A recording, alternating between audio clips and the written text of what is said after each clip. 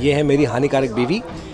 ये नसबंदी के ऊपर है, वसेक्टमी जिसे कहते हैं इंग्लिश में। एंड एक सीरियस टॉपिक को हम एक लाइट हार्टेड तरीके से लोगों को पेश करने वाले हैं। मुझे पहले मैं श्योर नहीं थी बिकॉज कुछ ऐसा ही कैरेक्टर मैंने किसी और चैनल के लिए किया था एंड आई वाज़न्ट श्योर कि मैं वही करूँ, कुछ और अलग करूँ, क्या करूँ।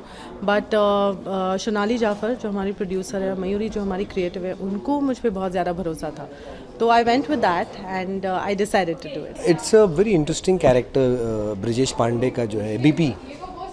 तो ये कैरेक्टर है जिसमें बहुत सारे लेयर्स हैं, बहुत सारे इमोशंस हैं, बहुत सारे शेड्स हैं।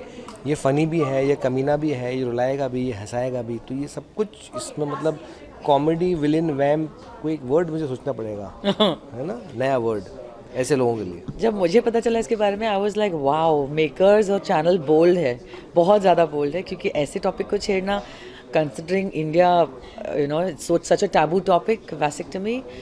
तो I was game on, like bang on. And मैंने जब कैरेक्टर सुना, मुझे जब सुनाया गया एंड लाइंस दिखाई गई, तो I went berserk, I freaked out. मुझे इतना अच्छा लगा ये कैरेक्टर।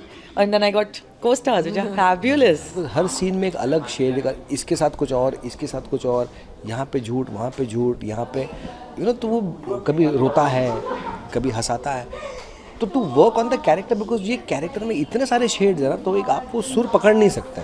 बट वो जो पति है, बस पति का पकड़ के चलो तो निकल जाऊंगा मैं। ये जो एक वर्ड है, कोई शर्मनाक वर्ड नहीं है, ये कोई गाली नहीं है। ये एक प्रोसेस है, एक प्रोसीजर है, एक ट्रीटमेंट है, जो मेडिकल साइंस है, यू नो। तो लोग जब आई ऑपरेशन का बोलते हैं या हार्ट ऑपरेशन का बोलते हैं, तो इस चीज़ का क्यों नहीं बोलते, नसबंदी का क्यों नहीं बात करते हैं, या वसेक्टमी की क्यों नहीं बात करते, just because it is a private part, you know. But वो एक मेडिकल साइंस है, ये एक नॉर्मल चीज़ है, एक एक्सेप्टेबल चीज़ है।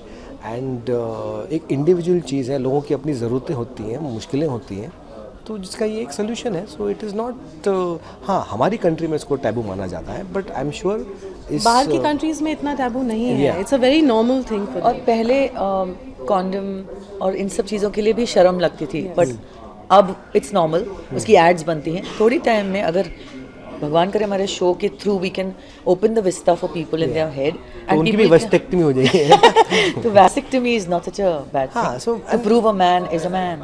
सो आई थिंक ये शो के ज़रिए अगर एक आदमी का भी सोच, मतलब हम 10,000 या लाख की नहीं, एक आदमी की सोच भी अगर चेंज हो जाती है, तो I think it is a job well done and credibility to the channel, to the producers जो एक ऐसा शो लेकर आए हैं। हाल ही फिलहाल में आयुष्मान खुराना की आई थी शुभ मंगल सावधान, तो कुछ इसी प्रकार का कॉन्सेप्ट दिखाया गया था, लेकिन उसको बहुत ही लाइट हार्टेड, एक अच्छे तरीके से प्रेजेंट किया गया था कि किसी की फीलिंग्स को वो हर्ट ना करे।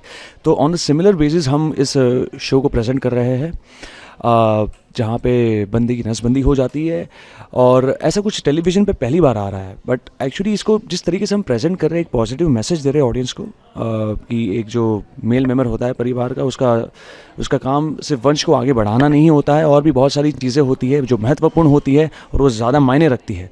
तो आप शो में देखोगे कि कौन सी चीज़ें हैं जो ज़्यादा मायने रखती है। मर्दानगी एक ही चीज़ में नहीं होती कि वंश आगे बढ़ाना है, एंड ये सब एक दिमाग में बिठाया गया है कि ये चीज़ ऐसे होता है, मर्द ऐसे होता है, ये सारी चीज़ें मर्दानी है एंड ऑल दैट।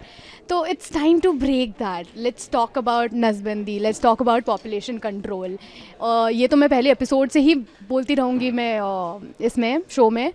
तो I feel it's time, let's take a step for it, but we are portraying it in a very fun way. Show को हम इस तरीके से प्रेजेंट कर रहे हैं कि हम किसी की फीलिंग्स को हर्ट नहीं कर रहे हैं। यहाँ पर हम ये दिखाना चाहते हैं कि हम, जैसे एक इंसान को बुखार आता है, उसी प्रकार से ये भी एक तरीके की बीमारी है जो हमें एक खुलकर बात करनी चाहिए। और ये भी दिखाएंगे कि ये जो मेल मेंबर है, परिवार का जो सदस्य होता है, वो सिर्फ यहाँ तक ही सीमित नहीं होता है, और भी बहुत सारी चीज़ें हैं जो महत्वपूर्ण होती है उसके लिए। तो ये सारी चीज़ें हम इस तरीके से प्रेजेंट करेंगे, एक ह्यूमर तरीके से प्रेजेंट करेंगे, एक अच्छा मैसेज इस तरीके से देंगे कि ऑडियंस को वो अच्छा लगे।